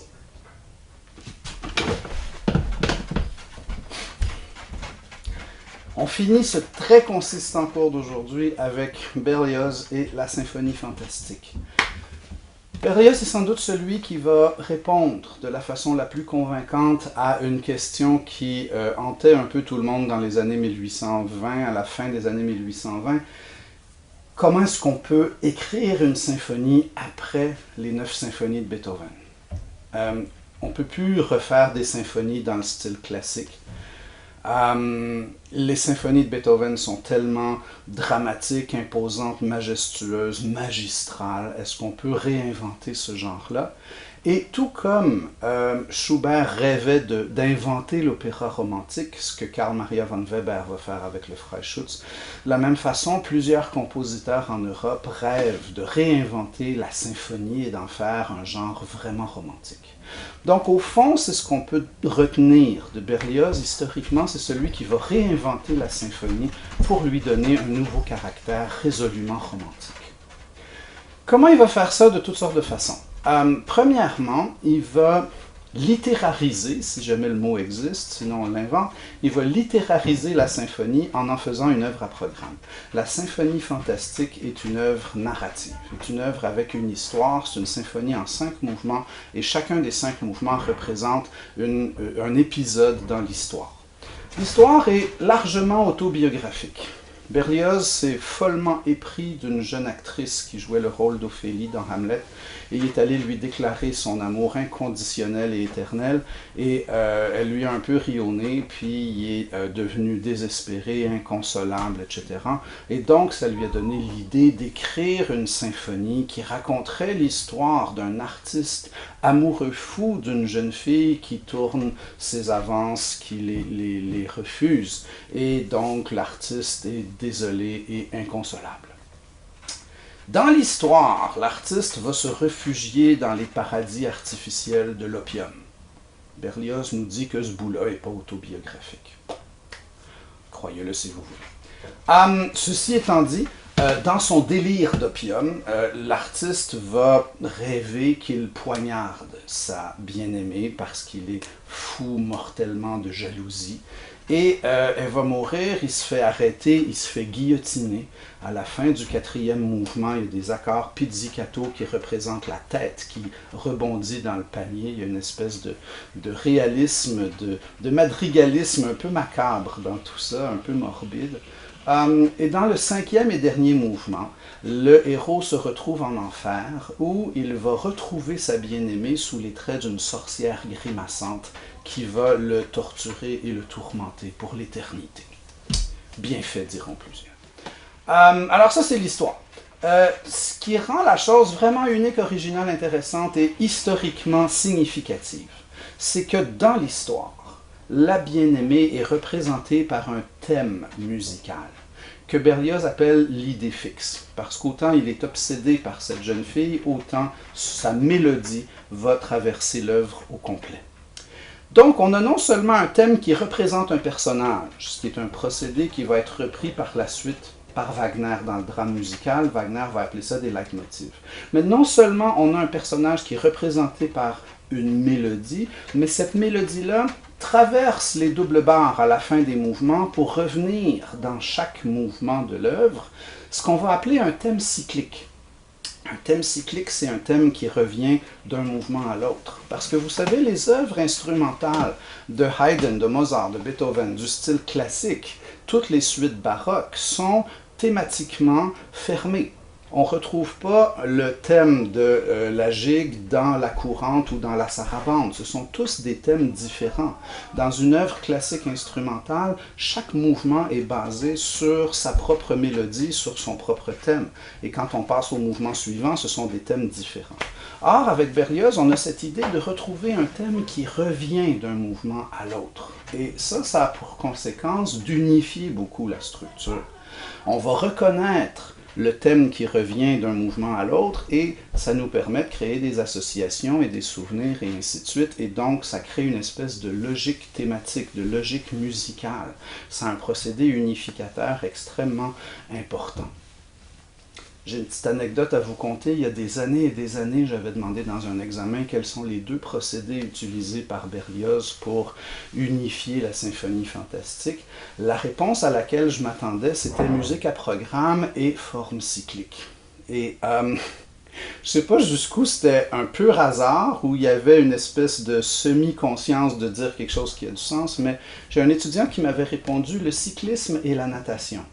Alors évidemment, la natation, ça n'a pas vraiment rapport avec la symphonie fantastique, mais le cyclisme se rattache beaucoup au thème cyclique. Et j'ai jamais su si c'était simplement une heureuse coïncidence ou si c'était un peu amusé à mes dépens, mais je lui ai donné la moitié de ses points parce que cyclisme puis forme cyclique, c'est quand même assez proche. Donc voilà.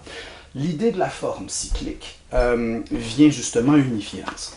Okay? Mais retenez cette d'idée fixe, de thème, de mélodie récurrente, qui, d'une part, représente un personnage, et d'autre part, vient unifier la structure d'ensemble. On est donc dans une œuvre à programme, une œuvre qui raconte une histoire. Et Berlioz va, entre autres, évoquer toutes sortes de choses pour rendre son atmosphère encore plus tangible, encore plus concrète, encore plus étonnante et mystérieuse, et ainsi de suite. Il veut vraiment, dans le final de la symphonie, nous faire sentir qu'on est rendu en enfer. Il y a une très fameuse citation du Dies Irae, le fameux thème de la messe grégorienne des morts, sur lequel il va développer et rajouter de l'instrumentation et le développer de façon contrapuntique dans une espèce de grande fugue finale et ainsi de suite. Mais donc, il y a cet intérêt pour le Moyen-Âge, qui est quelque chose qu'on avait déjà fréquemment associé au romantisme. Pensez à Victor Hugo qui écrit Notre-Dame de Paris, pensez aux opéras de Wagner qui se déroulent au Moyen-Âge, le regain d'intérêt qu'on a au 19e siècle pour les héros, les chevaliers de la table ronde, les cycles arthuriens, et ainsi de suite. Donc il y a cette espèce de retour au Moyen-Âge, de fascination pour le Moyen-Âge, qui va entre autres s'exprimer dans la symphonie fantastique par cette citation grégorienne. C'est à ma connaissance la première fois dans l'histoire de la musique symphonique qu'on va vraiment citer une mélodie médiévale. Donc, il y a cette idée de retour en arrière. C'est peut-être l'invention du mime musical, si vous voulez. Donc, le fait d'aller chercher quelque chose de préexistant, de le décontextualiser, puis de le transplanter dans le final d'une symphonie romantique, ça avait quelque chose de tout à fait novateur et inédit à l'époque. D'ailleurs, il y a un clip sur YouTube sur le Dies Irae qui s'appelle quelque chose comme Why is this creepy melody in so many movies? J'essaierai de vous trouver la référence. Mais donc, le Dies Irae est sans doute le premier mime de l'histoire de la musique et son utilisation par Berlioz dans la symphonie fantastique va être une des premières manifestations de ce type de citation et d'emprunt-là qui va se multiplier par la suite. Vous avez, ou bien de forme directe ou un petit peu modifiée, vous avez des dizaines de manifestations du Dies Irae dans la musique de film à Hollywood. Dès qu'il y a quelque chose de creepy, de sombre, d'inquiétant, de louche, de mortuaire, vous allez souvent entendre une variation du thème du Dies Irae. Par ailleurs, Berlioz va utiliser des nouveaux instruments. Il y a une nouvelle petite clarinette en mi bémol qui est aiguë, qui est nasillarde et qui est tout à fait apparentée au caractère ricanant de la sorcière dans le dernier mouvement. Et donc, quand on va entendre le thème, l'idée fixe dans le 5e mouvement, c'est plus une belle mélodie romantique, hollywoodienne, amoureuse, sensuelle, etc. C'est rendu une espèce de distorsion, de parodie, de mélodie justement grimaçante, ricanante. C'est une représentation musicale du rire de la sorcière que vous avez.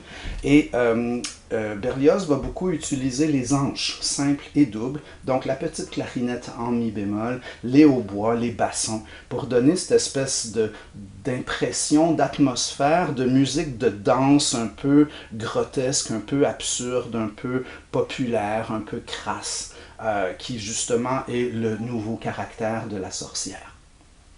Donc, utilisation de nouveaux instruments. Il y a un élargissement de la palette orchestrale dans la symphonie fantastique. En première session, on avait écouté le deuxième mouvement qui s'appelle un bal, et j'avais fait remarquer à ce moment-là l'utilisation de la harpe, les arpèges de harpe, ce qui était nouveau au 19e.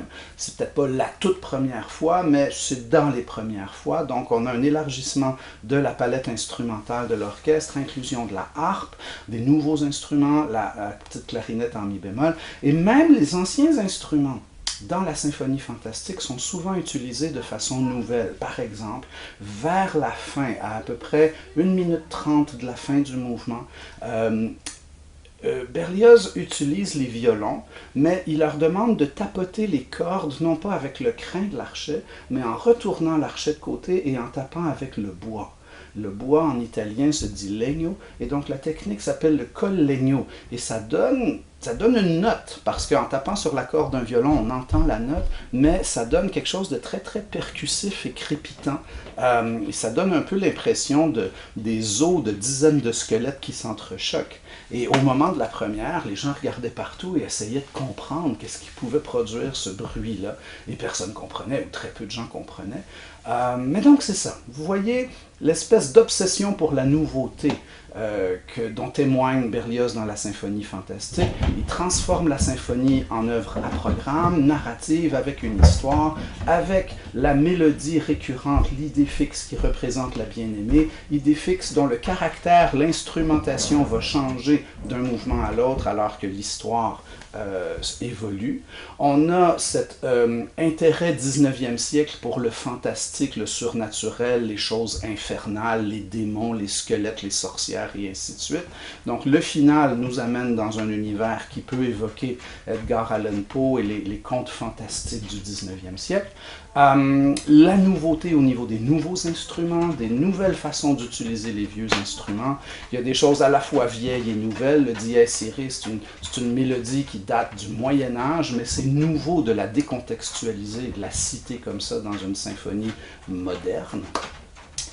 Donc, vous voyez à quel point la symphonie fantastique est une œuvre novatrice, une œuvre qui va littéralement non seulement redéfinir la symphonie et en faire un genre résolument romantique, mais qui va créer une inspiration que va reprendre Wagner dans le fait de représenter un personnage par une mélodie et de raconter l'histoire de façon instrumentale avec cette mélodie-là. Donc Wagner va le faire dans tous ses opéras, qu'il va éventuellement appeler des drames musicaux, et les compositeurs de Hollywood vont refaire ça tout au long du 20e siècle. Je veux dire, vous avez un thème des elfes, puis des nains, puis de l'anneau dans Le Seigneur des Anneaux, puis vous avez le thème de Darth Vader dans Star Wars, puis ainsi de suite. Tous ces grands films hollywoodiens à travers lesquels des situations, des éléments, des personnages, des races sont personnifiés par des thèmes qui leur est propre, tout ça est un peu la descendance de l'idée fixe de Berlioz dans la symphonie fantastique. Alors voilà, c'était un cours très consistant aujourd'hui, mais c'était important de placer tout ça pour que vous compreniez bien justement les bases du romantisme.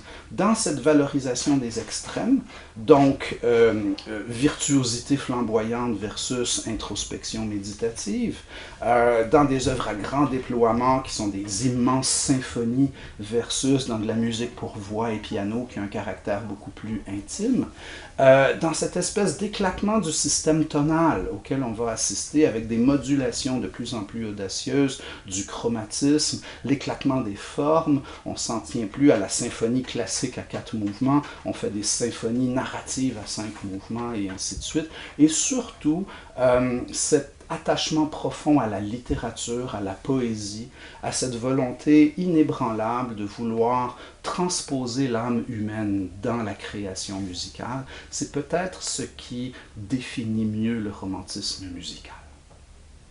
Alors voilà, merci de votre attention et à la prochaine.